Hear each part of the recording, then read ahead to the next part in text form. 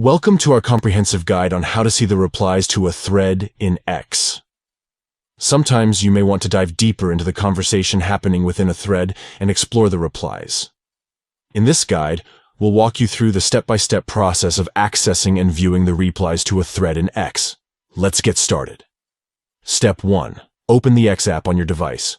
Locate the app icon and tap on it to launch the application. Once you're in the app, ensure you're on the home screen. Step 2. Go to a post within the thread where you want to see the replies. This step might require some attention. Make sure to tap on an area of the post that is not a picture or a context. By doing so, it will open a menu with more details about the post. Step 3. Once the menu with more details appears, scroll down to find the section that displays the replies. You may need to swipe or scroll vertically to navigate through the post's content. Step 4. Take your time to explore the replies to the post. Read through the comments and engage with the conversation if you wish.